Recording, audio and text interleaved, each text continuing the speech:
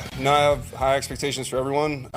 It's the standard is higher. Guys are learning, guys are coming in. But the competition right now is first getting in the playbook and mastering that and getting footwork, everything. And then next is training camp. But no, it's great that we're back together and taking another step. So I'm looking forward to the process.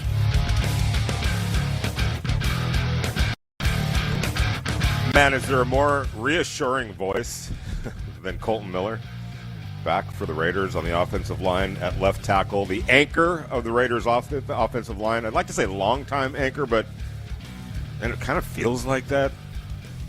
He is the longest tenured Raider, right? 2018. But he doesn't look like he's aging. And if he is aging, which he is obviously, he's aging very, very well. That's Colton Miller talking about the offensive line, getting back to work, the new iteration of the line, learning under Rick Dennison, another new system for this offensive line. It seems like there's been a whole bunch of those, but I think this is the one that's hopefully going to take hold. And I want to start right there. By the way, Vinny B sitting in for JT the Brick. I'm here till 2 o'clock before handing things off to Q Myers and Unnecessary Roughness. He'll be here from 2 to 5 today. And I want to start along the offensive line before we welcome in at 12:30 Paul Gutierrez from Raiders.com, longtime Los Angeles and Bay Area and Las Vegas reporter who knows everything and anything about the Raiders. And also special treat at 1:30, Adam Rank from the NFL Network is going to be joining us to talk about the Raiders, their, the outside view of the Raiders, but also everything else that's NFL related. But I wanted to start today with the offensive line because as we've been talking about on the morning show, as I've been writing about when it comes to the Raiders, it seems like for such a long time, and as much as we want to talk about Clint Kubiak and Rick Dennison, as much as we want to talk about the future with Fernando Mendoza, whenever that future actually starts, and guys like Ashton Genty and Brock Bowers and obviously Max Crosby over on the defensive side of the ball and the changes that have occurred on the defensive side of the ball, as much as we want to talk about all of those things, and they're all important and will all be vitally critical to the success of the Raiders this year and moving forward, it does start up front. It starts with the offensive line. And, earlier this week we had on the morning show Ryan McFadden from ESPN, and he was talking about that joint practice that the Raiders are going to have week 2 of the preseason against the Houston Texans. And, he was talking about the importance of that week and those practices, those joint practice sessions against the Houston Texans, long before the two teams take the field in Houston to play that preseason game, and the measuring stick that it might be, and the role that it might take and might play in ultimately deciding whether Fernando Mendoza will be the starting quarterback for the Raiders this year as a rookie to start the season, or if it's going to be Kirk Cousins. And the implication was, basically, from Ryan, is that that's going to tell you those couple of practices there, and maybe to some extent the game itself, but really, the practices, the reps that he's going to get against a really good defense with the Houston Texans, and how he looks and how he's commanding the offense and how he's operating under center and everything else about the quarterback position against another team and against depending on how many number one reps he gets, all that quality work that he's going to get against the Texans and how that might apply to where the Raiders think he is at that stage and how comfortable they may or may not be in starting him to start the season. And he's right. There's no question about it. That's going to be a really important week for the Raiders, the offense, and the decision on where to go with that quarterback. Is it going to be Fernando Mendoza to start the season, or is it going to be Kirk Cousins? But I'm going to take it a step further because, and that's why I started it with the offensive line. When you think about the Texans' defensive line, is one of the best in the NFL. They've got dogs on that side of the football and at that point of attack, and they get after the quarterback. They get after the run game. They are playmakers. They are penetrators. They are tough, rugged, fast, physical football players along that defensive line for the Texans. And for me, as much and as important as that litmus test is going to be for Fernando Mendoza and Kirk Cousins and just the quarterback situation itself, to me, and I know we're projecting forward here, but it kind of struck a nerve with me, what Ryan was talking about, which I fully endorse and I fully agree. But the more I thought about it, and the more I agreed with the sentiment that, man, that's probably if you want to circle when to really zero in on the Raiders making a decision on the quarterback. We got a long way to go before then. There's no doubt about it. There's still OTAs. The next couple of weeks, there's a mandatory mini camp coming up in early June, and then training camp, usually towards the end of July. There's a lot of work, a lot of steps, a lot of evaluation, a lot of assessment that's going to go into this decision in terms of that quarterback play. But when we talk about where this thing has to start for the Raiders, if this offense is going to start making a turnaround, if we're talking about, hey, how many numbers, what kind of numbers can a Colton Miller, or excuse me, can a Brock Bowers get with a coach like Clint Kubiak, a great scheme coach, a great play caller, somebody that knows how to accentuate strengths of his weapons and put those guys in really great positions. And you're talking about Trey Tucker and Jalen Naylor and Michael Mayer, and you want to talk about the run game, Ashton Genty, getting him involved in that run game, springing him free, scheming it up for him, how different ways to get on the ball. It's all important, and it's all part of what's going to make or break the Raiders. But it doesn't happen, none of it, not on a consistent basis anyway. None of that happens if the offensive line isn't doing their job. And, Q Myers and anyone else that's covered this team for a long period, or, at least these last 5 years or so. Q Myers, Paul Gutierrez, when we talked to him, we've stood on the sidelines more than enough times than we care to remember during training camp and watch that offensive line struggle. Especially these last 2 years.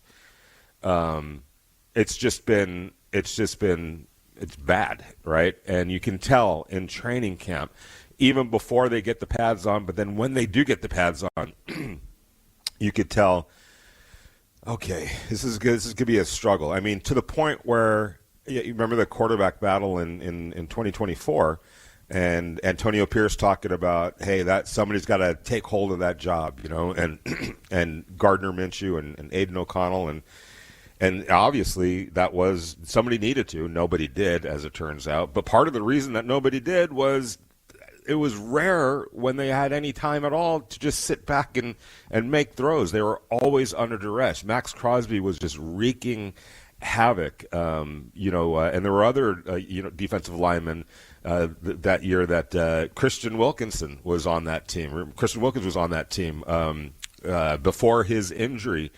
He was doing his thing. Tyree Wilson was in the mix right there. Adam Butler was doing his thing. It wasn't just, Max Crosby, even though he was the party leader, he was the band leader, and really the catalyst for all that. Just living in the backfield, and you just knew, oh my gosh, this has a chance. This is not gonna look good whatsoever, And last year was just more of the same. Might have been a little bit better at some points, but not really. And we saw that in training camp, and definitely saw it in the season. It transferred in the season in both cases.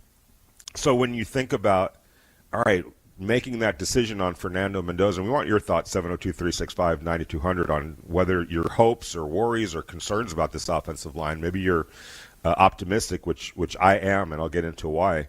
But when we talk about the numbers for Brock Bowers and Ashton Genty, who's actually going to be at this as a starting quarterback, and what that week in Houston is actually going to mean for that decision, I know for me, watching that offensive line at that point, because at that point, now we're 2 weeks, 2-3 weeks into training camp, maybe a little bit longer into training camp.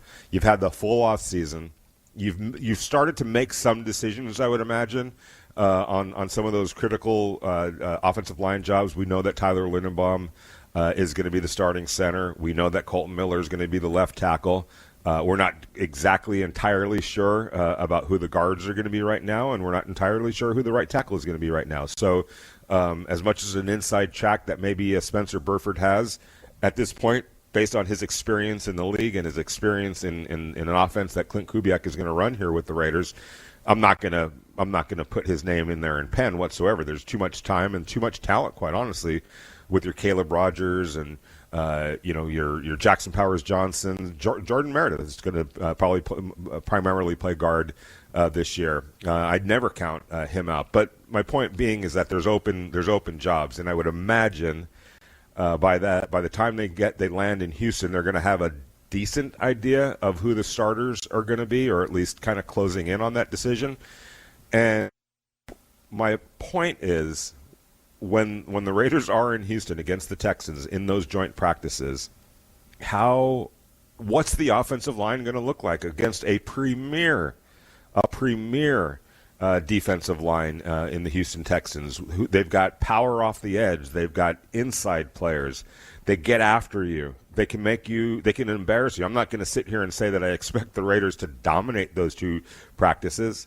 They're just too good with the Texans. It's one of the best defensive lines in the NFL. But they better be able to hold their own. And I think we're going to have a pretty good idea, at least to start the season. Things can always get better, or in some cases worse. But I think the way the offensive line holds up this year, in those joint practices, more during the practices by far than the actual game. I don't even know how much the starters are going to play. Don't know what Clint Kubiak's philosophy is on that.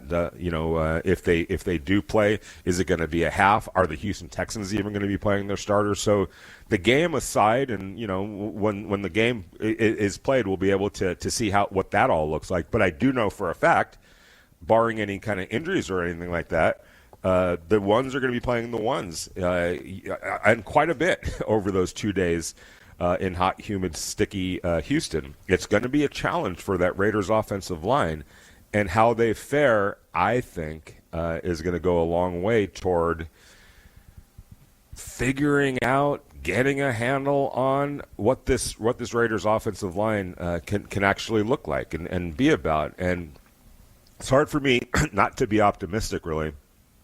I feel like the Raiders have done a good job in terms of drafting. They've invested a lot of draft capital over. You go back to Tom Telesco's one and only year as the general manager 3 years ago. A second-round pick in Jackson Powers Johnson, a third-round pick in DJ Glaze last year.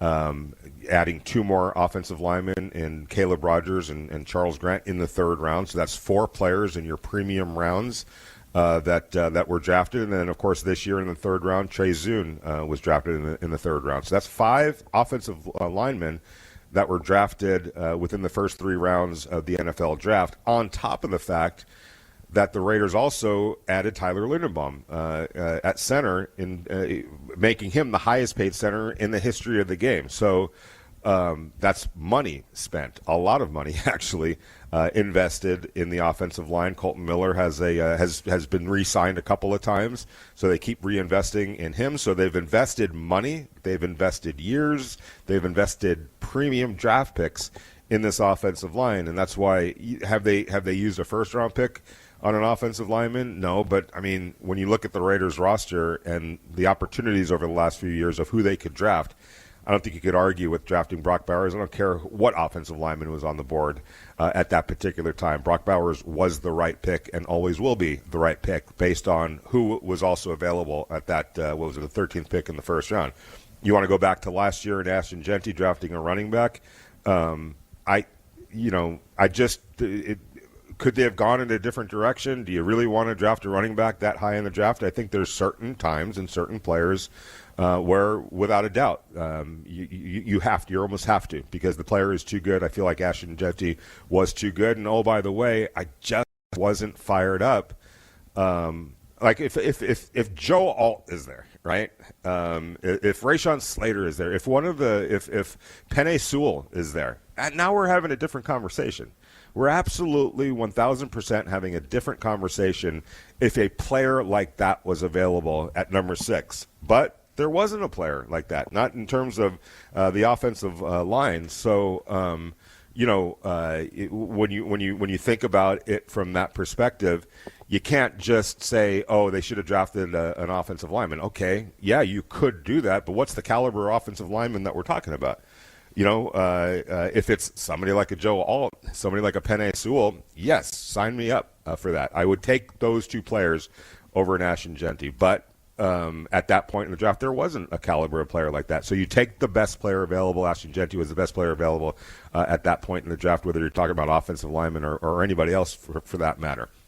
But that aside, the fact that they haven't used a first-round pick in the last few years on an offensive lineman, they have used second-round pick and multiple third-round picks, and also put their wallet, to Tyler Linderbaum. So the offensive line has been addressed, and it's been addressed pretty consistently over these last few years with money and with draft assets, high draft assets.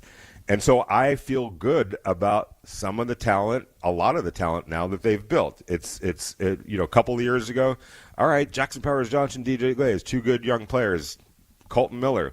What else was on hand? Not very much. Last year, it got a little bit better, but Charles Grant wasn't quite ready at that point. He wasn't drafted to be ready day one. There was development time that needed to be poured into him, but they feel good about him going into year two. They feel good about Caleb Rogers going into year two.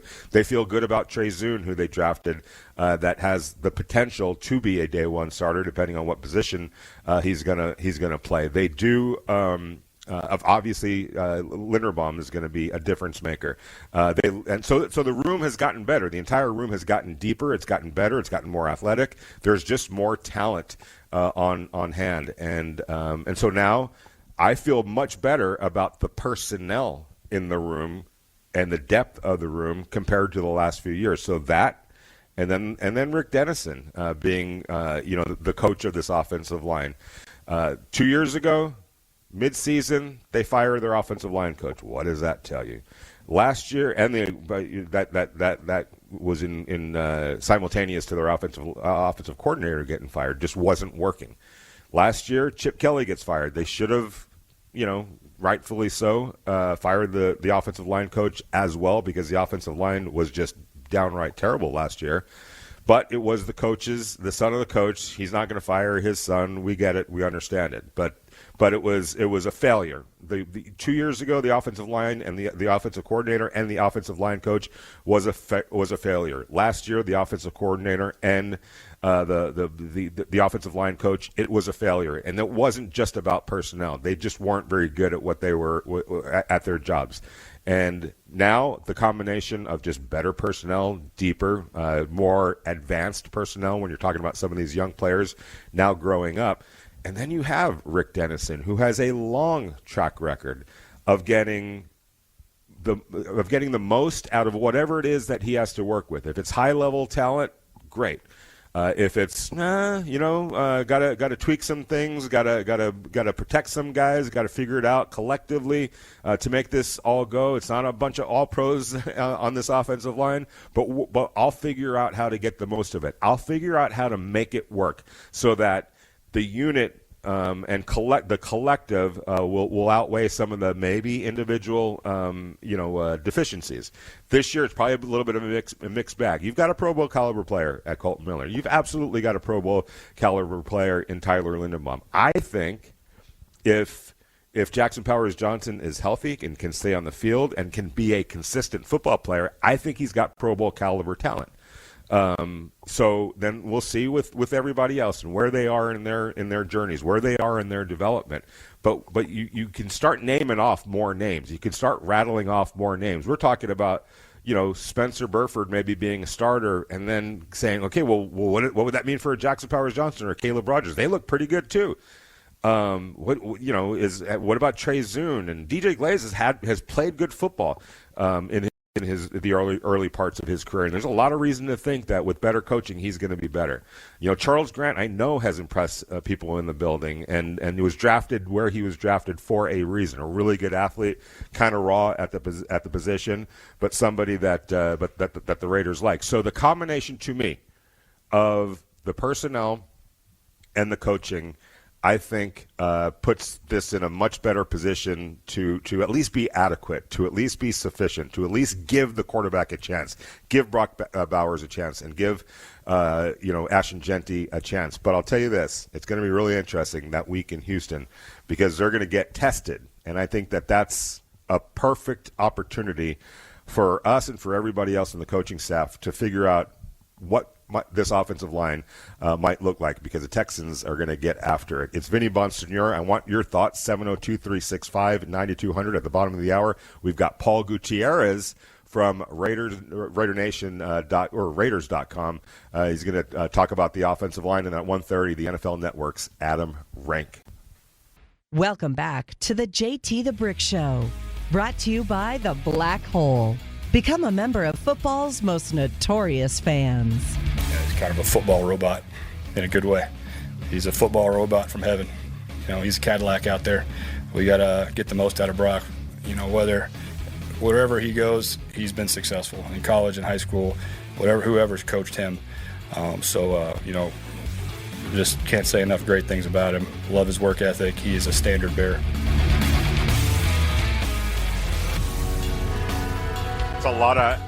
That's a lot of adjectives. It's a lot of accolades.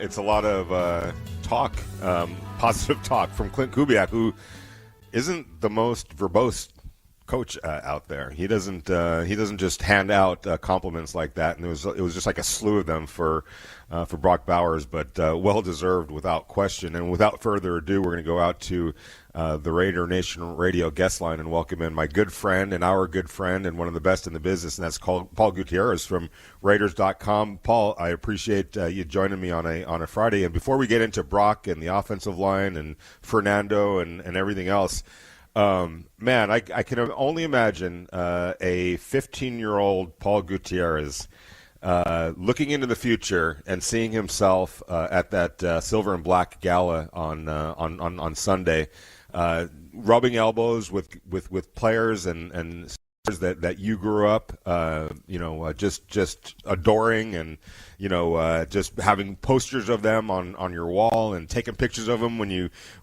got press passes to go to the Coliseum. But I can you explain to us and to almost yourself, your 17-year-old self, what that meant on Sunday? It was a great event and raised obviously $2.5 million as well.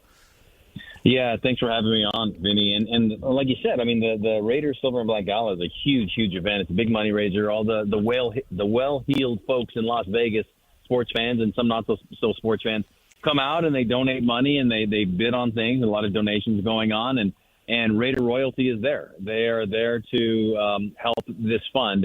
And what the Gala's mission statement is to basically address the need for mental health wellness and to address what's happening, not just among football players, but in the community as a whole, and especially with younger people.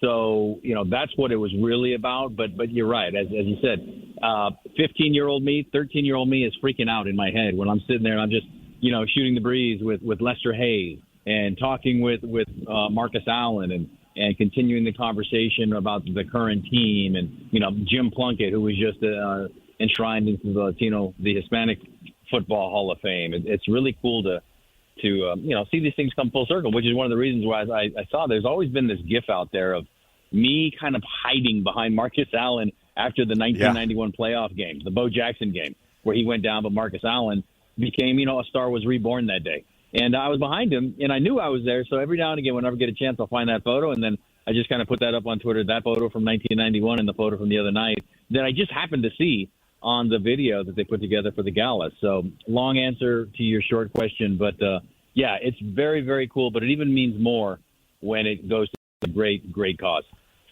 Yeah, and there's no doubt about it. And I don't know what kind of fan you are of Elton John. I mean, he's been in the background for our entire lives, especially when we were younger.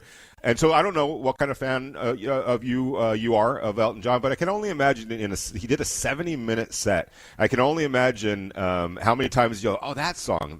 Like he's put out so much music, and I almost think it gets taken for granted, especially maybe the younger audience. But am I right? Were you kind of like just going, man, this guy, like it's hit after hit when you really think about it?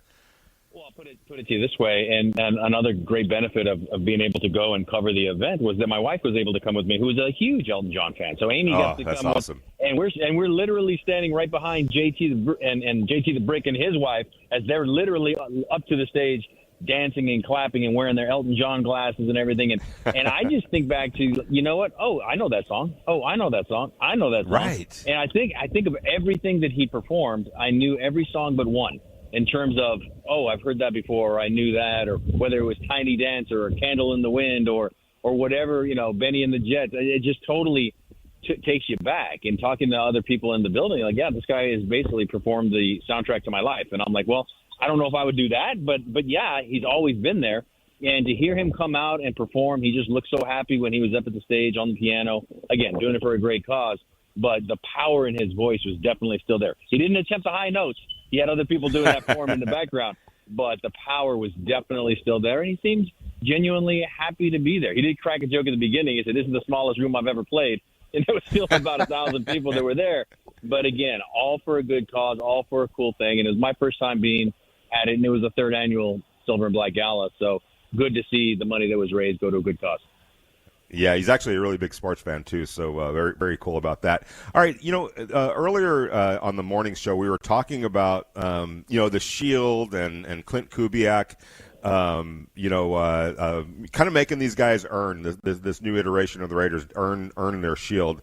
And, Yeah. a lot of our callers were talking about, past history and respecting the past and, acknowledging the past, which I fully agree with, but I would imagine in your conversations with the Raiders, something that you've probably picked up, and as much as we do respect the Raiders' history, it's tremendous, and acknowledge it and honor it, and they always do. The Raiders do a great job of that.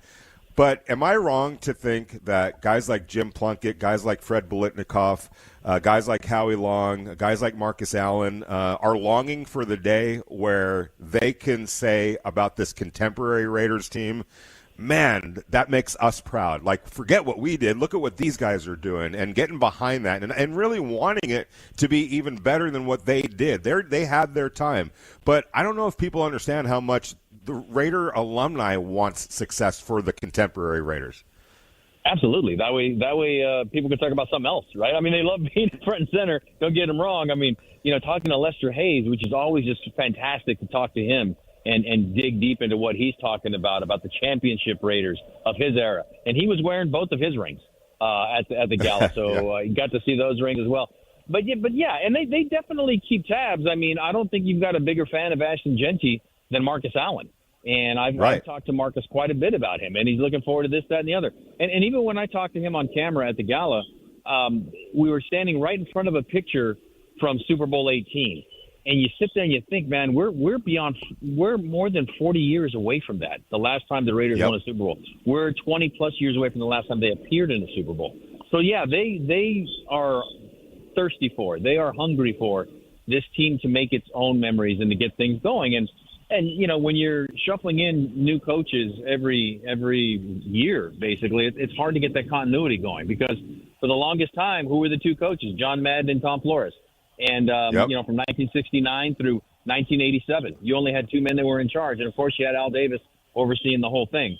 So some continuity, everybody being on the same page, everybody pulling in the same direction. That's what's key, as well as the coaching, the talent, the scheme in this modern NFL. And there's still the DNA that's going to run throughout the organization as well. We're talking to Paul Gutierrez from Raiders.com. The Raiders are going to have a joint practice with the Houston Texans, or a couple joint practices against the Texans preceding the preseason game. They're in Houston, and we were talking to Ryan McFadden earlier this week, and he talked about how important that week might be for the decision on who to start, Fernando Mendoza or Kirk Cousins, kind of using those practices as a little bit of a litmus test and determination to make that decision. But I want to take it a step further. I'm curious to see how this offensive line fares against what's just a ferocious defensive line. What do you think? I know we're putting this is a little bit far out there, but when it comes to getting a handle on this offensive line, how important do you think those practices will be against the Houston Texans? Yeah, I'll quote Kubiak when he said the other day, it will all reveal itself, especially in training camp. He was talking specifically about the quarterback position, but it's the entirety of the roster, right? I mean, this is something I always say, whether I'm on the radio with Q or JT or you or the morning guys, when we go out there for OTAs, we are seeing what they want us to see. Because remember, we're only seeing 3 of the 10 practices. So when we're out there, if they don't want us to see certain things, if they don't want us to see certain combinations, we're not going to see them in those 3 days. So all the hard work that's going in to figure out which combination works best, because it's not necessarily about who are your 5 best offensive linemen. It's your best offensive line combination, and then who else can fill in the holes around it. So it's about fit. It's about the maturity of it all. It's about trying to figure out who fits in what role. And it's that whole, it's like dovetailing into each other. So for that offensive line, that is, outside of quarterback, which is the most important position in all of team sports, it's the most important thing for this team right here and right now, because without an offensive line, as we saw last year, you can't do anything. And the fact that Ashton Jeanty was a 25-yard gain away from a 1,000-yard rookie rushing season, that speaks volumes about him, especially with, as you were talking about earlier, just how downtrodden the offensive line was last year. How much of a difference do you think Rick Dennison can make? I like the talent in the room. They really have done a good job of using premium picks to add talent, and then they also broke the bank and records to bring in Tyler Linderbaum. So the talent, I think, has increased over the last couple of years, and this year in particular with Tyler. But what kind of a difference do you think Rick Dennison can make with this group? Huge. They brought him in for a reason, right? And it's because of the success that he's had. And I hate using this phrase, and I'm going to use it anyway, but he's got pelts on the wall. He's got a ring here or there. But it also, to me, speaks volumes about, yes, they added Linderbaum. Yes, they did bring in some other guys along the line. But for all intents and purposes, it seems to me that they like what they had in bringing back certain guys, whether it's DJ Glaze at right tackle. And again, you cannot overstate how much it means for the offense as a whole for a healthy Colton Miller to be out there from day one, or what we saw, day 3 of OTAs, right? So yeah, it's huge. It's huge because games are won and lost in the trenches. And you go back, and again, we'll talk about Tom Flores and John Madden, however they wanted to build a team, whether it was on the lines and build it out or from the cornerbacks and build it in. Those are the 2 positions that coaches really look at. And then when you have an offensive-minded head coach like Clint Kubiak, who's doing it for the first time ever, there's a lot of trust and a lot of belief in Rick Dennison to get this thing up and running, literally and figuratively. We're talking to Paul Gutierrez, our good friend Paul Gutierrez from Raiders.com. Check out the great work that he does and the great work that they do. It's kind of nonstop, so they keep churning great content out, and we appreciate them for that. It sounded, when Clint Kubiak was asked about Ashton Jeanty, I think the question was trying to take some pressure off him. He basically interrupted the question almost as what? No, we want to put more pressure on him. And in a follow-up question, he brought up the name Christian McCaffrey, which I thought was fascinating in a lot of ways because there isn't a more used volume running back in the league than Christian McCaffrey, to the point where the 49ers openly talk about, we got to try to figure out ways to get him off the field a little bit more. But they never do because he's so good, and he keeps producing and keeps producing. Did Clint maybe offer a little bit of a glimpse of how he might handle that running back situation by mentioning that name and by openly saying we want more out of Ashton and we want to put more pressure on him?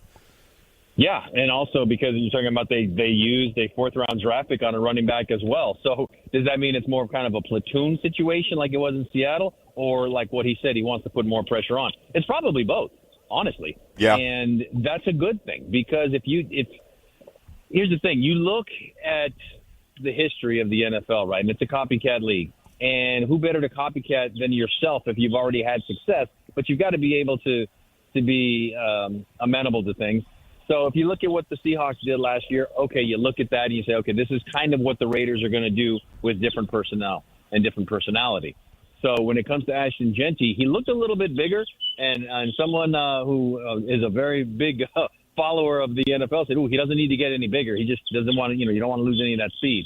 But the fact that he mentioned Christian McCaffrey, here's the other thing about it. McCaffrey's phenomenal, but he also has kind of a history of injuries late in the season, doesn't he? So that to me is kind of we'll switch over to baseball, right? That's Tommy Lasorda running his pitchers out there and running them down at the end of a career. So there's a very, very fine balance between finding that healthy dose of using them and just, like Marshawn Lynch said, just running into somebody's face over and over and over and over and over and over, and yet taking care of the guy that's back there running the ball. And it's interesting because I wrote a column yesterday that posted actually the other day was on Ashton, how, last year he was like the rookie Silver Surfer, just trying to get his sea legs about him. Now all of a sudden he's the veteran in that offensive backfield because you got two new quarterbacks and you got a new rookie running back with him. Yeah, and when you think about this offense, I was on Q's show, and he was telling me a story about you guys over on the sidelines and watching Kirk Cousins, basically be a drill sergeant out there, right? Yeah. And having that conversation of, is Fernando Mendoza even at that point? Can he be at that point? And I think the answer obviously is no, but as Q and I were talking about it, and I wanted to get your thoughts on this, I don't think it's going to take them long to get to that point, and I don't think it's going to be some clubbing people over the head type of a leadership or assertiveness. It's going to be respectful. But I also look at this offense, and outside of Colton Miller and outside of Tyler Lindenbaum, I mean, they're peers of his, basically. This is a really young team in a lot of ways. Do you think that just the fact that he's looking at guys that are mostly his age, it would be different if it was a crusty old veteran offense that like, who are you, punk kid, telling me what to do? I don't see that dynamic because the rest of the offense is so young. So maybe that'll help him, ease him in terms of being that leader.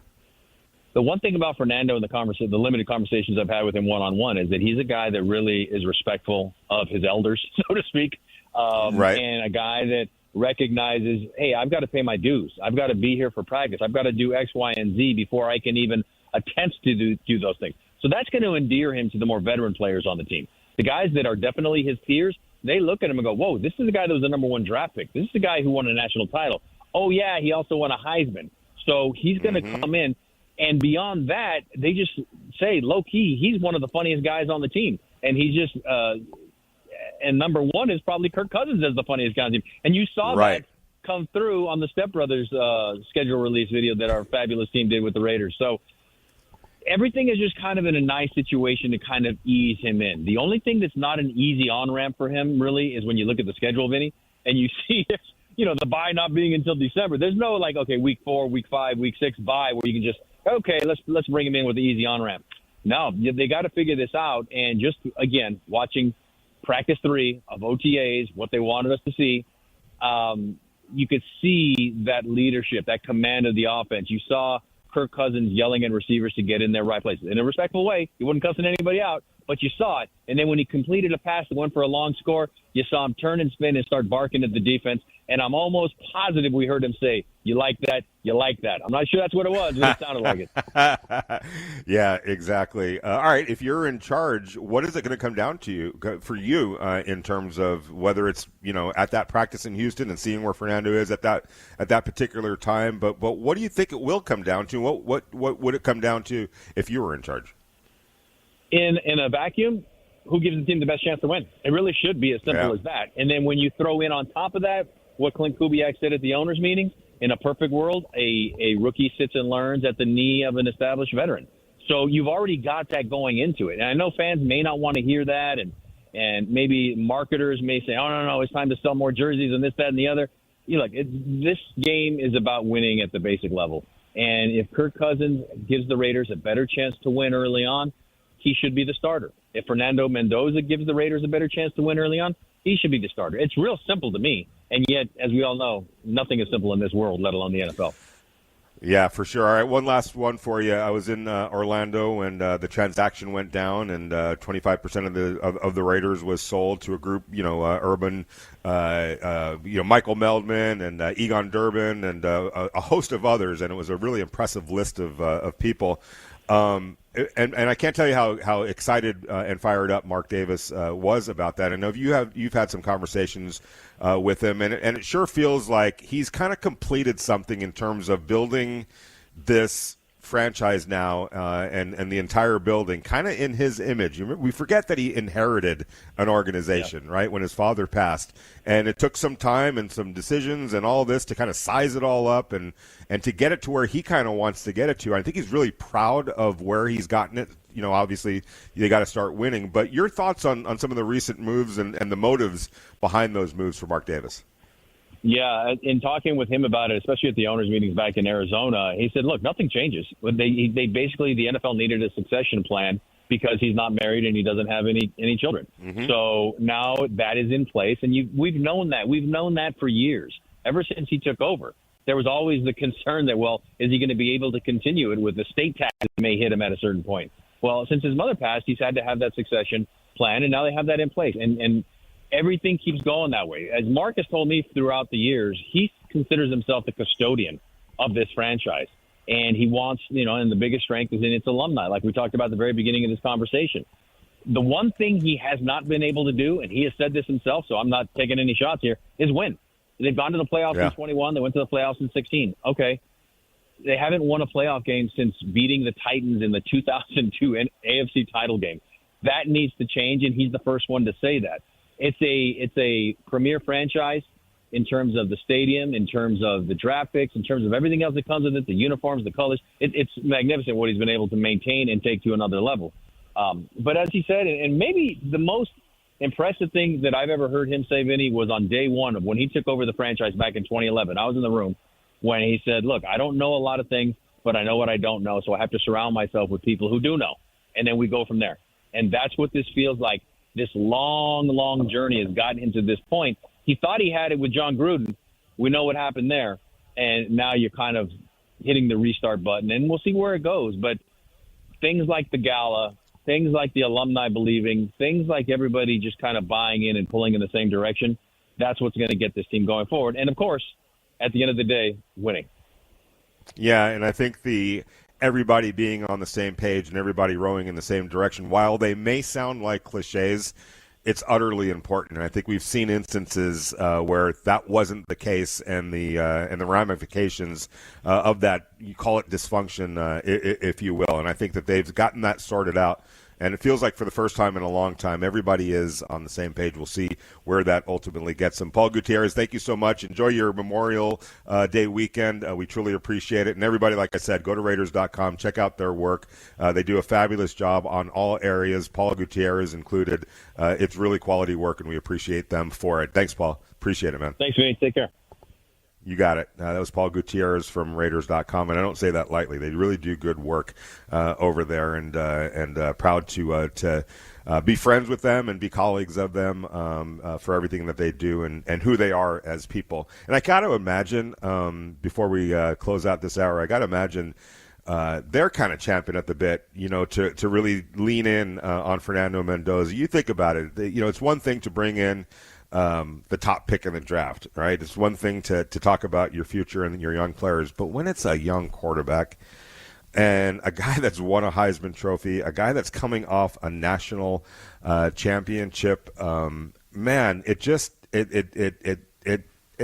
everything that you want as an organization. You don't want to be there in the first place to make that kind of a pick because you lost your way to that pick, but the reset that it means. I mean, going back to my days with the Lakers, and this preceded me by a few years, but Magic Johnson went from national champion.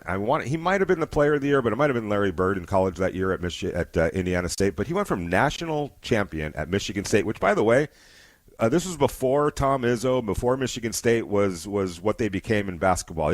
Michigan was the basketball power in the state of Michigan. He stayed home to go to Michigan State, and took them to the Sweet 16, then the championship game, won the championship, and then steps into the NBA, and everything changed for the Lakers. They won an NBA championship. I'm not saying that's going to happen with Fernando Mendoza, obviously, but that's what he means. He's a champion. He's a Heisman Trophy winner. He was the best player in college football, and now he's property of the Raiders, and I can only imagine inside the organization how much they want to lean into that. But you have to be prudent with it.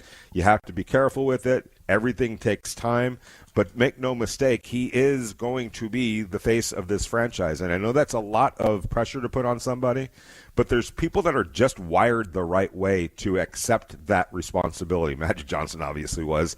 And I'm not calling Fernando Magic by any stretch of the imagination, but there's something about him that's very responsibility. I get it. I understand it. And you're not going to scare me away from this. You're not going to put too much pressure on me. I've experienced pressure. I was a no-star recruit, went to Cal, went to Indiana, all the pressure in the world, got to take this playoff team to the next level. And that's exactly what he did and was the difference in doing that. It's Vinny Bonsignor. I'm in for JT the Brick at 2 o'clock.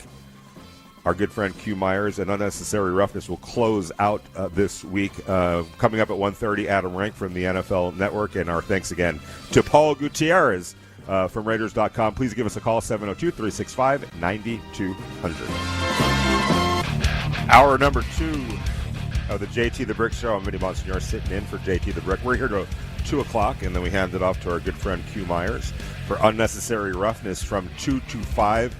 He will close out Friday and set it all up for Memorial Weekend. Hope everybody's safe. Hope everybody has a good Memorial Day and Memorial Day weekend. And also just remember what it's all about and what was sacrificed so we can be out there having a good time, having a picnic, going to play some hoops, going to the beach, going to the lake, whatever it is that you're going to do for fun this weekend. Just always remember what the sacrifice was that enables us to enjoy those good times. Back out to the listener line because Raider Mike is in Asheville. How are we doing, Raider Mike? Before I get into anything, my fellow brothers in arms, especially the ones that fell, it's real what you're saying right there. Got a little emotional there. My dad served 37 years. I did 20. He was CIA fighter pilot. I was a combat MP. We we believe in freedom, and we did it. We always will. So anyway, on to the Raiders. Oh, movie review, Ben. The Fernandalorian and Grow was fantastic. There's no storyline whatsoever. And it really isn't. But it was just fun. It's like getting on the Revolution out there in Magic Mountain. It's just fun. So, yeah, good movie. Rotten Tomatoes hit it hard, 60%, I think. I don't care. It's Star Wars. And we, the Raiders, what's our stadium called? The Death Star. That's right. Darth Vader is in the stands. The connections to the dark side, which is really light, is hard. So anyway, to go back to our conversation this morning, Ben. Mm-hmm. Yep. You're not reaching back to that past. No, you just I didn't. It's just examples. It's just examples. No, I know, and I didn't say don't. Yeah, no, I know, and I'm not saying don't respect that, but I can't tell you how much those guys are longing for. You talked about your dad. Your dad wanted better for you, right? Your dad wanted you to take it to a new level and new heights. That's the same thing that you want for your children, and you got to understand that even these older players, as much as they revel in what they did and appreciate being appreciated, they want to appreciate the next generation, and it's been too long since the next generation held up their end of the bargain. So that's what I'm trying to say is like focus on the future, and that's the best way you can honor the past is by playing to their level, not overly dwelling on it, not overly thinking about it, but playing to their level, so that's the ultimate respect that you can pay them. Quarter century since we sniffed the Super Bowl and got destroyed. Why Al traded John, I'll never know. Half century since we won that ring. So yeah, they're just good examples. You got to work to do this. Spy Tech is killing it. the acquisition of talent that guy's done. I've been on your radio shows since Genesis. Yeah. And I've just been angry the whole time. And have I been angry for the past 6 months? No. Right. It's on the writings on the wall. Max got killed. I was driving to Baltimore to see my parents when that whole thing went down. I was 40 miles from him when that went down. And God, if he is God, we're Catholics, Sicilians, we do these things. Right. He intervened. Said, no, Max is a Raider. He's not a Raven. And he's going to lead us to the promised land.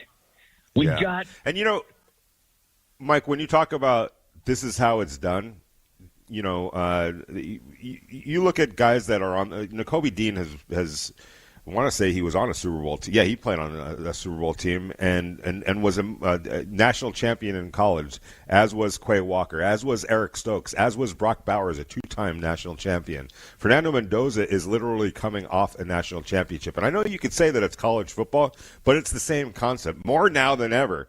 Indiana had to win 16 games last year. That is a haul. It's not like it used to be. And you had to be, you were playing playoff games in the regular season at Indiana. If you slip up one or two times, you're out, buddy. And so they had to keep winning. And obviously when it got to the playoffs, you have to keep winning. Brock Bowers knows what that's about. Fernando Mendoza knows what that's about. So again, yes, that's how they did it, and that's how you have to do it. But you got guys now in this building that have won at a really high level. The guys are showing up to coach these guys on. They have those 3 rings. Yeah, they do. And Fernando has that ring. Brock has 2 rings with the Bulldogs. We are building a machine, a beautiful machine. And we're doing it the right way, finally. I've waited a quarter century for this. I've cried tears over the Raiders. I get in too many fights over the Raiders.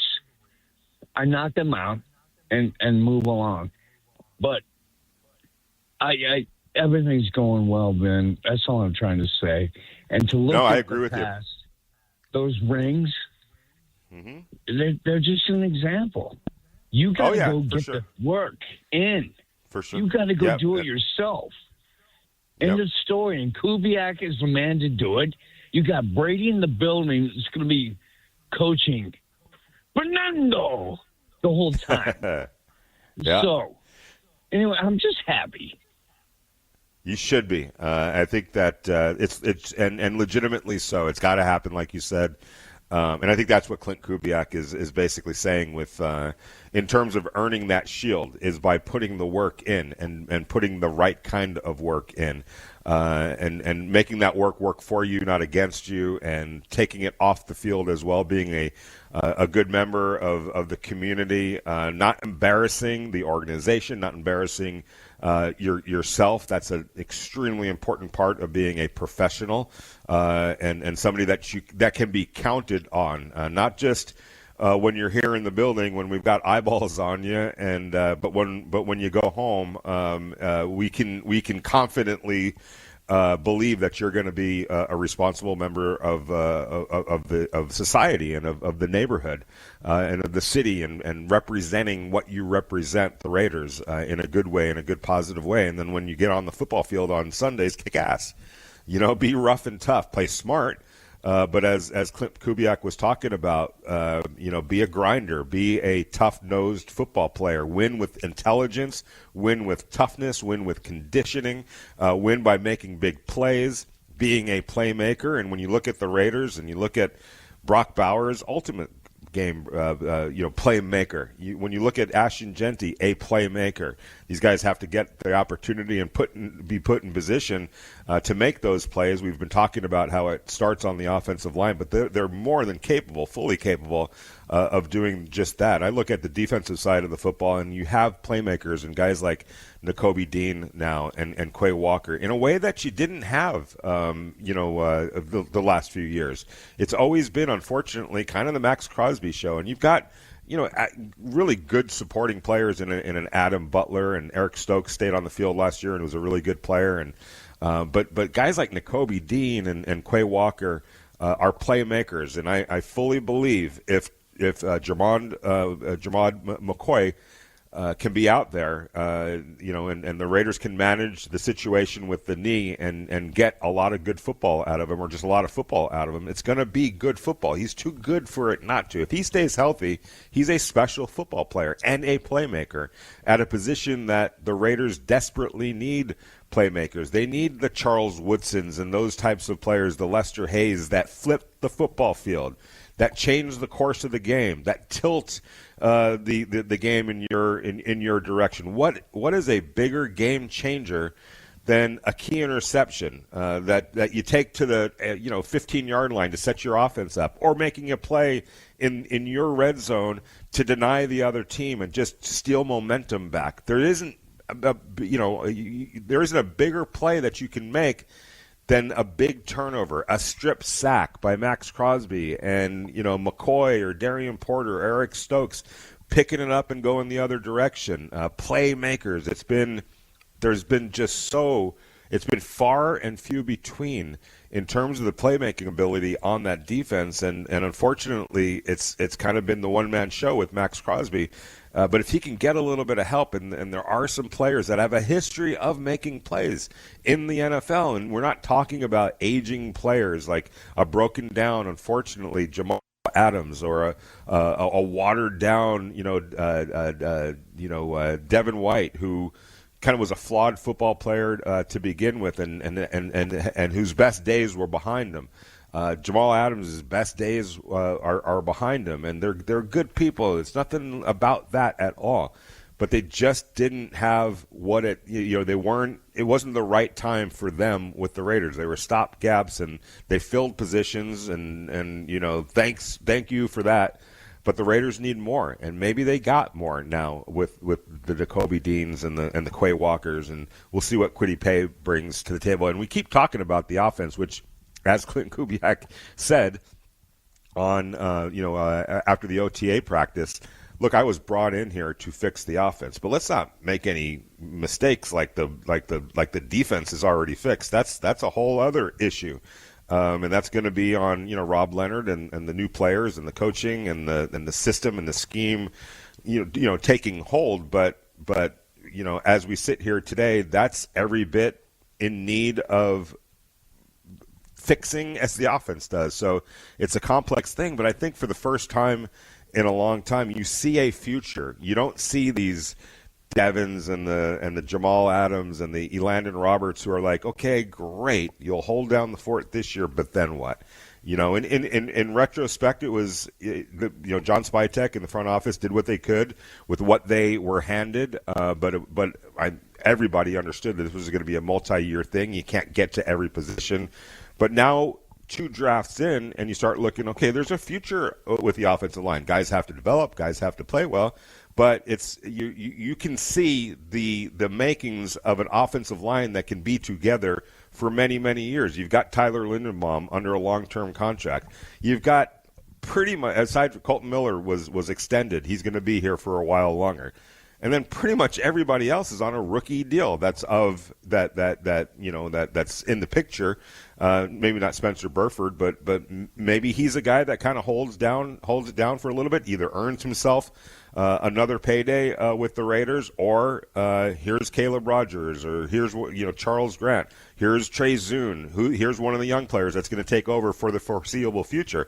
But you now have bodies in place, and multiple bodies in place for the offensive line, that you're like, okay, we're not getting by this season and then having to figure it out next offseason. There's definitely, not to say that you're not going to bring in improvements or tinker or anything, but even if the offensive line takes hold this year and guys develop and guys produce, that's an offensive line that's going to be around, should be around together for a good while. And you can start looking at the next 3-4 years or so. That's and under control from a contractual standpoint, outside of Tyler Lindenbaum's making big money, but that's okay. You're paying everyone else rookie deals. So the maths in that regard. Colton Miller, as he should, is making a lot of money.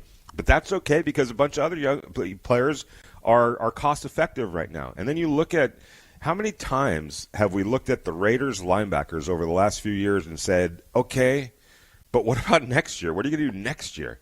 You got this guy on a 1-year deal, that guy on a 1-year deal. We'll see if it even works this year. But even if it does, what does that mean for next year? They're just here for 1 year, and you got them under contract for 1 year. You don't see the longevity. You don't see the prospects of growing together. Now look at it. Nakobe Dean and Quay Walker are here on multiple-year deals. If they play well, there's no fear of, man, they played so well that they outpriced themselves. No, they're here. They're under contract, and they can grow together. They're still very young players. They can grow together, and there's some longevity there. Look at the secondary. Eric Stokes is on a 3-year deal now.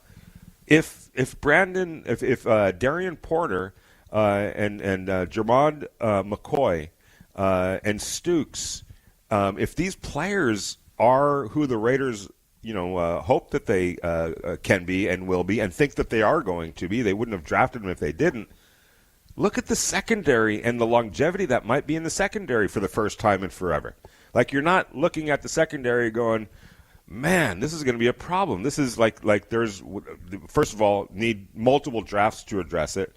Secondly, there's aging guys, there's guys that are mediocre, there's guys that are just here on 1-year deals.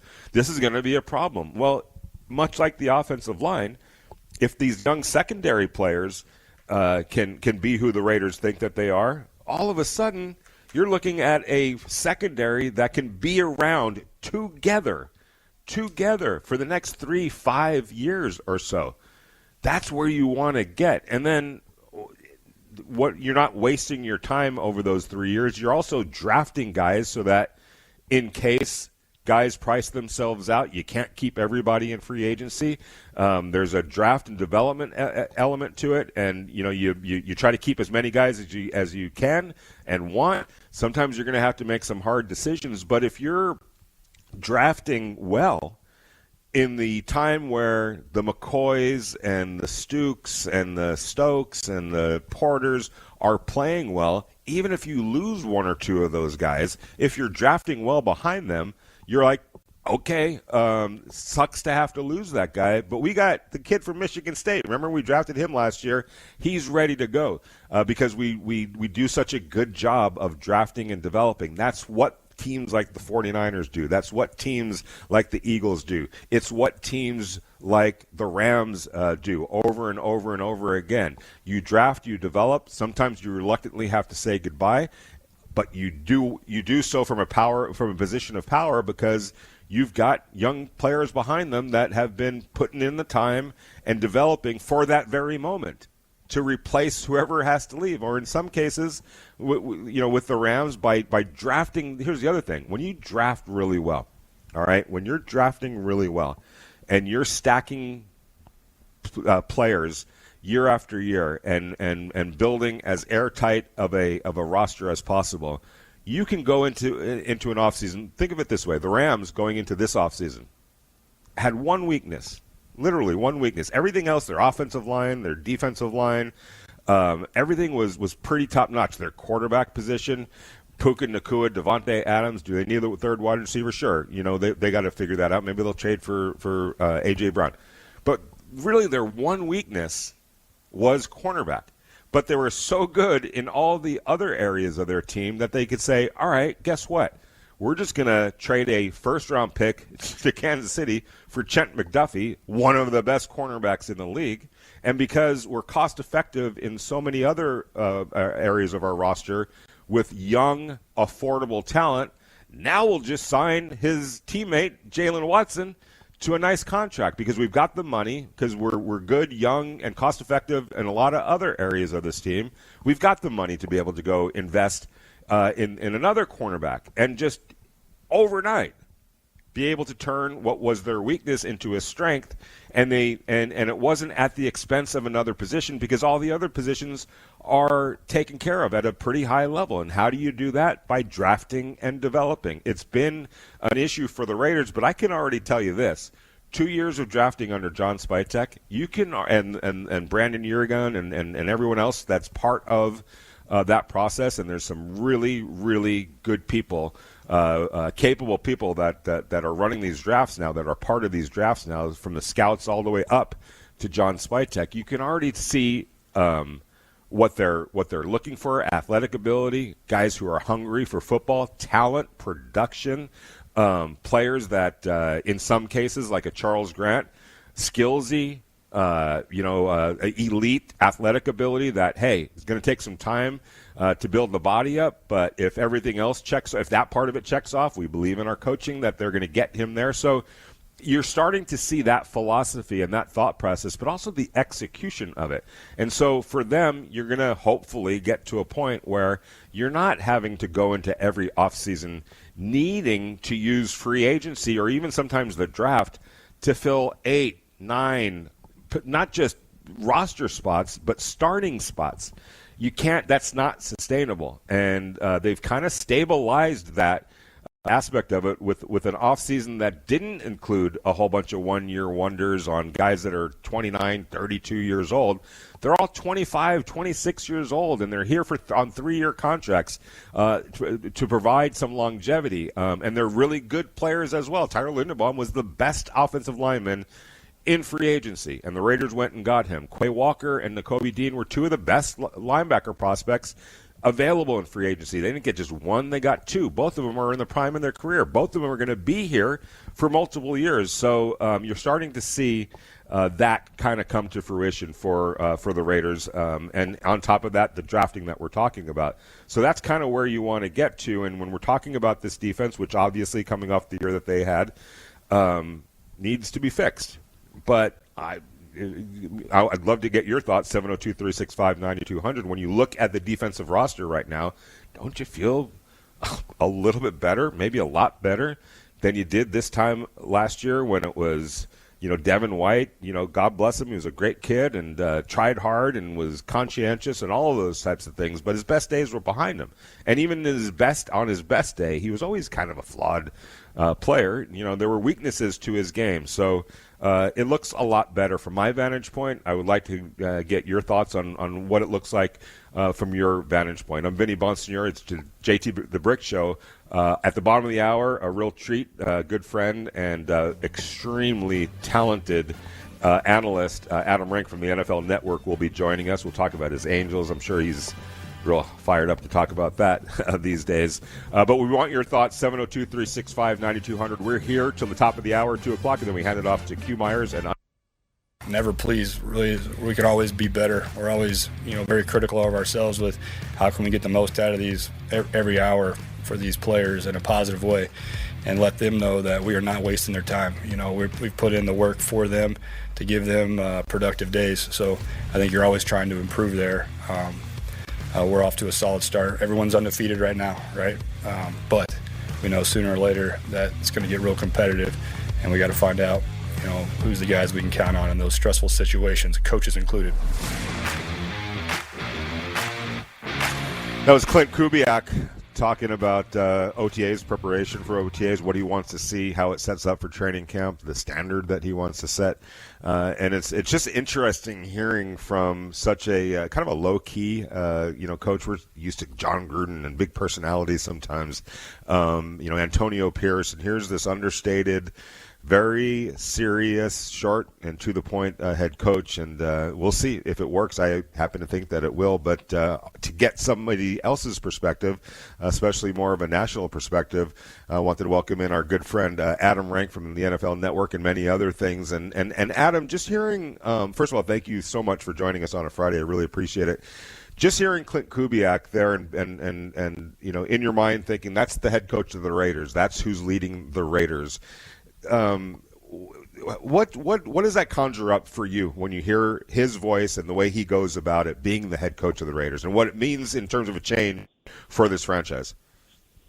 Well, I like the no-nonsense approach, and I think what we're seeing with a lot of these younger coaches, and I would put, the Sean McVay tree, and I guess that'd eventually be the Mike Shanahan coaching tree, coming all the way down through that. And you saw it with Ben Johnson last year too when he took over the Bears. It's like these coaches, these younger coaches, are still super serious. Where Pete Carroll, who I had the privilege of covering when he was at USC, is more upbeat and rah-rah and everything. And I like the fact that Clint Kubiak is more matter-of-fact, because I think that's what the Raiders need to do, is get back down to business. And I'm not that they were an unserious franchise, but you want to have a little bit of seriousness and some gravity to it. And I do like the fact that he's trying to go out there and establish a culture with this Raiders organization, especially one that's still trying to find its footing ever since it settled roots in Las Vegas. So I think of some of the great old school coaches, maybe like a less abrasive version of Bill Belichick, but like something of that, which I think is absolutely needed in Las Vegas. We say that out of one side of our mouth, and then on the other side, out of the other side of their mouth, our mouth, we see the Step Brothers spoof, release of their for their schedule release with the two quarterbacks, Fernando and Mendoza, and Kirk Cousins doing their thing. So there is room to still have a little bit of fun, and I'm curious because following the Raiders. I don't know that you could come up with a quarterback room that's so much alike. These guys are like brothers, and Fernando seems like the younger brother that sprouted over the older brother. Just was taller and better looking, and all those types of things that sometimes happens. But from you guys' perspective over at NFL Network and what you guys do, how does that change? Kind of how not necessarily the coverage of the Raiders, but the perception of the Raiders with those two personalities now being their quarterback. Well, you do love that kind of stuff. Now, a lot of it stems from the schedule release, and it feels like, and I said this on the air a couple of weeks ago when this came out, like the next George Lucas and Spielberg and Kevin Smith is not out there maxing out their credit cards trying to fund their own film. No, they all make these schedule release videos, or they're doing YouTube stuff, or they're doing TikTok stuff, and that's just the way that they communicate. And it's funny because the social media team always operates independently of the coach. Now, I can't imagine the Patriots doing that during the heyday of the Bill Belichick era. But like now, it's just like it's so separate that you can just see. And it's like, look at the Chargers. Like the Chargers are so good with their social media stuff. They're so good with their schedule. They're like the Kansas City Chiefs of social media teams. Like they're that good. They're that elite. But, when it comes to football, it doesn't really like one doesn't necessarily lend itself to the other, but it just shows the way it is. And it's fun too. And it's tougher because when it's an older coach who's like, I don't go on the tickgram or whatever it is, or the face talk or whatever. And you can kind of play it off like you're this out of touch old boomer or something like that. Kubiak's a pretty young guy. So it's like, dude, you certainly know what it is. Like, don't act like you don't, but it is something that kind of keeps itself independent of what's going on the field. But at the same time, it's a lot of fun. And that's what we do now, Vinny. This is like we're chasing content. We're not reporting anymore as much as like, hey, we're creating content for everybody. I got to go. Like, if whatever team you cover, like anything that happens fantasy football wise, like Devon Achane signs an extension. Like I feel compelled to go sit there and make an Instagram video to talk about this and stuff like that. So it's just the nature of the way the world works now. And it's really something, I would go back and credit the Sables for starting this with NFL Films, and it's just been a continuation of that. I completely agree. We're talking to Adam Rank from NFL Network. Adam, I know you can't sum up the entire perception of the Raiders from a national basis, but if you could try, and at least from your perspective, What do you feel like the perception right now is of the Raiders as they embark on this latest journey with Clint Kubiak and Fernando Mendoza and a lot of the changes that they've made, whether it's the front office, the coaching staff, or the roster? It's funny because there are still those of us old enough who still have reverence for the Raiders, who still think of them as like one of the marquee teams. Like even though, like I don't know, like if you're looking at the Premier League right now and Tottenham is facing relegation, but they're still like one of the big six. And I think the Raiders are always going to be one of those big marquee franchises for the NFL. So you've always got that going on, but they've fallen upon hard times. There are kids. There's a generation of kids who don't know what it's like to have the Raiders being one of the top teams in the NFL. But it does feel like there is some added buzz to the Raiders this year. I thought last season, like, no disrespect to Geno Smith, but it's like, this isn't it. Like, this, like, God bless him. Like, he's a nice kid. I really like Geno Smith. But it's like, you're not Agreed. you're not the Raiders quarterback. Like, you've got, like, there is still something about being the quarterback of the Raiders that I still think holds a certain level of respectability. And I know it's been hard times right now, but it really just takes a couple of seasons to turn that around. If you think about this, like the Kansas City Chiefs, you know, obviously there's kids now who only know the Kansas City Chiefs as being this great franchise. It's like, yeah, it wasn't that long ago they were going through Steve Bono and Elvis Gerbach and all these guys trying to get to Patrick Mahomes. And the Raiders are just in that journey right now. And I still truly believe that when the Raiders are good, the NFL is better off for it. And I think that, you know, right now, and it's sad too, like going out there and seeing all the, I guess it happened this year with the Bears. Like the Bears went there and they take over the stadium. Like that's going to stop once they start winning. Like Las Vegas, I feel, has proven itself to be such an excellent sports franchise or excellent sports market. Look at what the Knights are doing right now. If you're old enough to remember what UNLV was like in the 80s and 90s, like this town will support you as long as you're putting in the effort and doing what you can. So I think that the overall vibe around the league is like we're dubious of the Raiders. There's respect there. We still respect the brand, but there's a dubiousness to see like you have to go out and prove it on the field. But it feels like with Kubiak, and I like Kirk Cousins and I like Fernando, I think there's a real opportunity for this team to take a step forward. Well, let's talk about Fernando. It was probably, midway through last season where it became pretty obvious that the Raiders were headed to potentially the number one pick overall, had to start doing homework on the quarterbacks. Is there even a worthy quarterback going to be available? You got to watch this kid from Indiana, Fernando Mendoza, and was week after week after week, almost from that point on, really impressed, especially in the big moments and especially in the big games, and delivered. It was the reason why Indiana, of all teams, won a national championship. What's your perception of Fernando and the viability of Fernando being like one of these the Drake Mays, the Caleb Williams, these quarterbacks who have helped turn around and revise franchises that were kind of on their knee when they got there? Yeah, you know what? When he was in the transfer portal, I thought he was one of the most, he was going to be the most sought-after quarterback because I thought he was really good when he was playing at Cal. He was going to get an opportunity. It's weird to see that Indiana was able to lure him away. A lot of that has to do with NIL and Mark Cuban and all that stuff right there. All that being said, I think that all you have to do is look at the New York Mets and see, like, it's not easy to go out there and buy a championship. You do have to go out there and perform on the field. And I thought Fernando Mendoza was the difference why Indiana was better. He was the reason why they won the national championship game. We saw not only what he could do as a passer, what he could do with his legs, the kind of leadership capabilities that he brings to this team. And you talk about quarterbacks who have aura.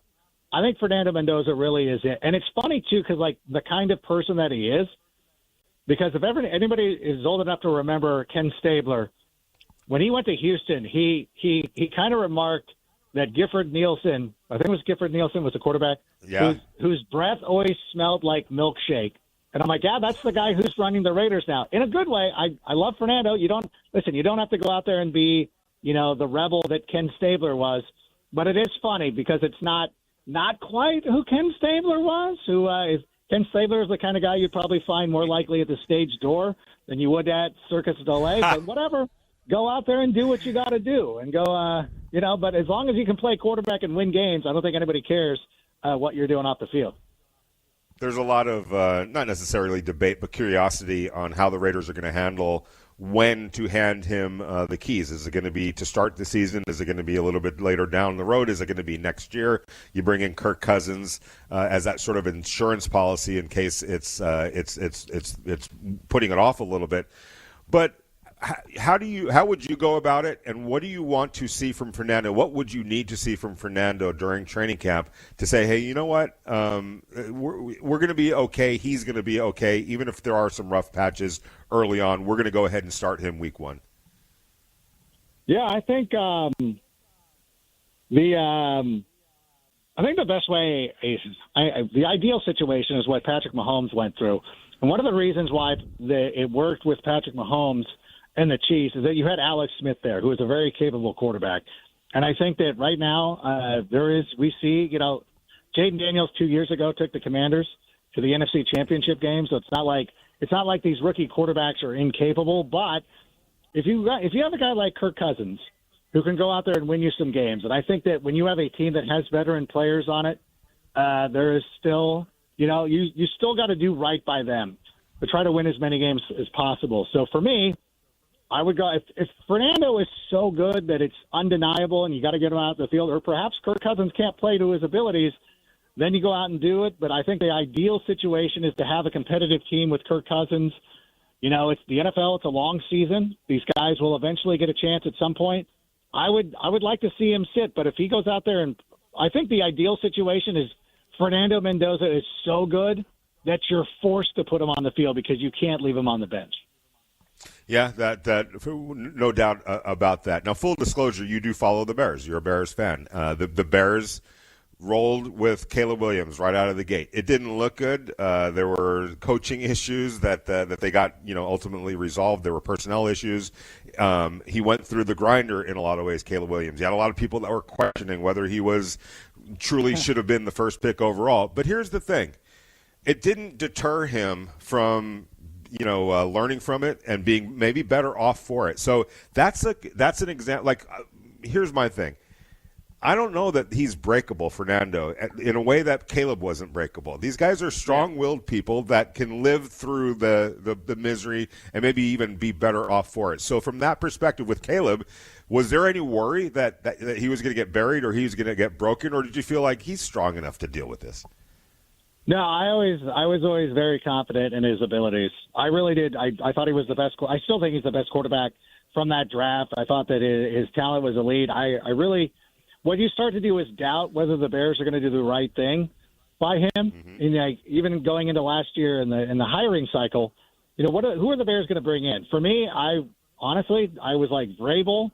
Vrabel's a proven commodity. I remember thinking of this, and you could probably go back in my archives and be like, Vrabel would probably bring in Josh McDaniels. They would be able to develop a quarterback. I think this is the best way to go. But if Ben Johnson comes in, I'm not going to be mad at that either. The only thing that I can't have is some, no disrespect to Dennis Allen, who's the current defensive coordinator, but you can't hire Dennis Allen and then bring in an offense and then you get into the cycle of where you always have new offensive coordinators.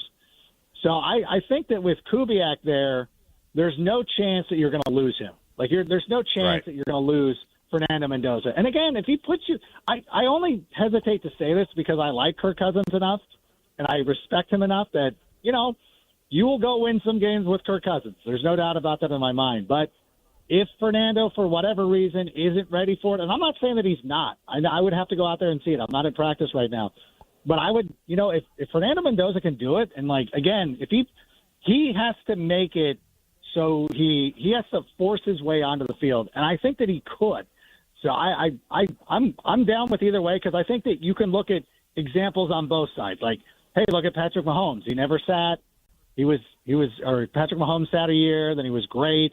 There's no saying that he wouldn't have been the same guy if he had played his rookie season. So it's really hard to determine. And I think it just comes down to the player and the individual. And I think that your instinct is correct. There's probably no way that you're going to beat the joy out of football from Fernando Mendoza. So there really isn't a risk of that. Yeah, we're talking to Adam Rank from NFL Network. Three other quarterbacks that I want to talk about and get your thoughts on. Josh Allen, Lamar Jackson, Justin Herbert. I mean, those three names are as elite as it gets in the NFL. There's really no flaws in their game. They're faces of their franchise, MVP candidates, and rightfully so. But none of them have won a Super Bowl. None of them have even gotten to a Super Bowl.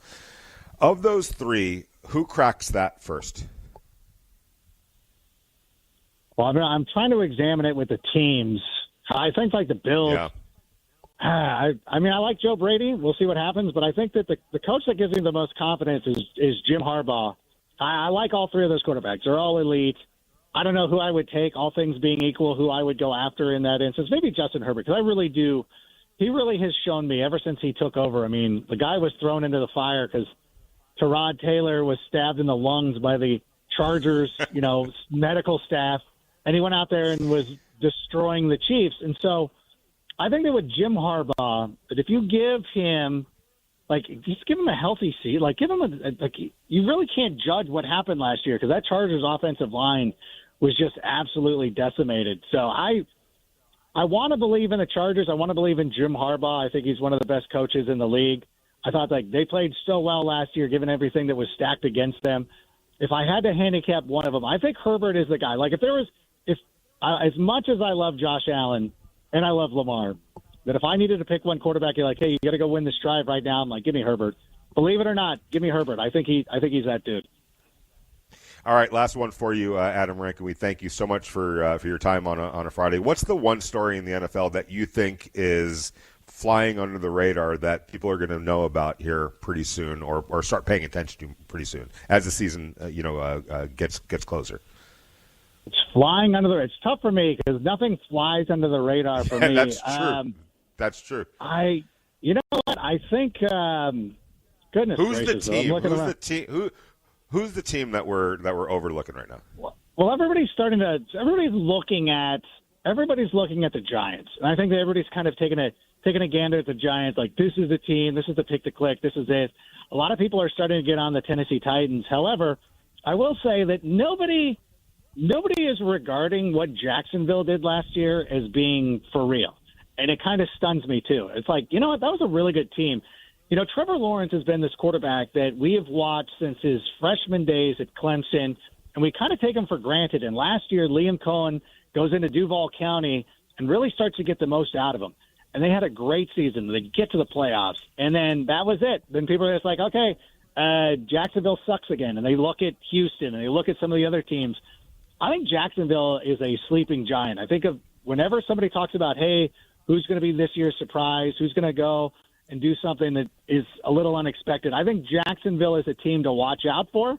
I think they're ready to go.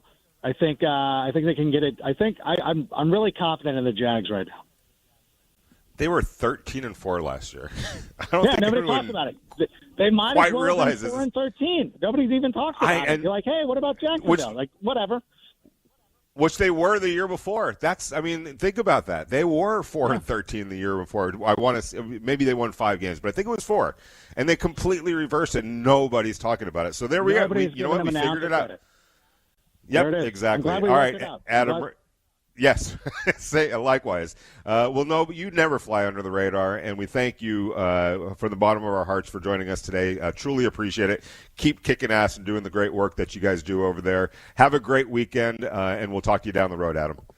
All right, thanks, Vinny. Really appreciate it. You got it. That's Adam Rank, one of the really talented people that are out there doing his thing, and it's always fun to watch him on NFL Network doing his thing. He always has great insight, but does it in a very entertaining way as well. He's just a really good dude. And he's right. The Jacksonville Jaguars, I'm doing my work for the California Post. I'm ranking the quarterbacks that the Raiders are playing. I'm ranking the quarterbacks that the Rams are playing, the Chargers, and the 49ers. That's, I write about all of those teams. And I got to Trevor Lawrence. He's playing against the Chargers this year. And, where do you put Trevor Lawrence in the 14 quarterbacks that the Chargers are playing against this year? And I'm like, wait, they were 13-4. The Trevor Lawrence and the Jacksonville Jaguars went 13-4 last year. And again, it's just kind of flying under the radar. And is it one and done? Did they just catch all the pixie dust and were the stars just aligned for him? Or are they a repeatable organization? He's a pretty good quarterback. Liam Cohen is a pretty good coach. So my money is on them staying. And when you think about the AFC South, the Indianapolis Colts don't know exactly what their quarterback situation is going to be with Daniel Jones' injury.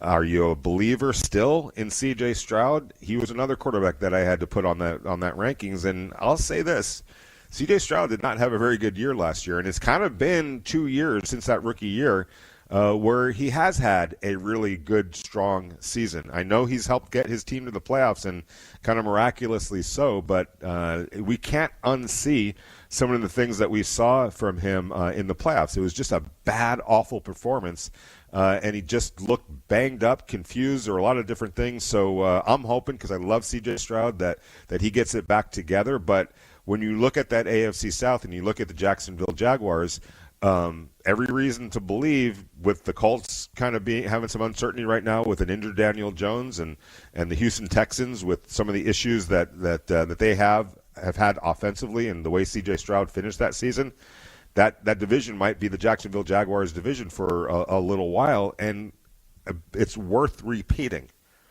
And catch me if you've heard this before. The Jacksonville Jaguars were 4-13 2 years ago. 4-13. They were 13-4 last year. What did they do? Well, they had Trevor Lawrence, obviously, and a guy that a lot of people thought had been underachieving in his career, and statistically he was. But then you have to ask yourself, was it his fault, or was it, as Adam, was talking about, the organization letting him down? All of a sudden, they get a good coach with a good quarterback, and they turn it around, and some good personnel decisions. Could the Raiders enjoy or see something similar to that? I'm not ruling it out. Fernando Mendoza is a really good quarterback. Clint Kubiak is a really good coach. Spytek and his group have put together two pretty good drafts, really good drafts this past year, and have done fabulous work in free agency. So not ruling any turnaround out. I want to say thanks to Adam Rank. I want to say thanks to Paul Gutierrez. I want to say thanks to Clay Baker for everything that he does back in home base.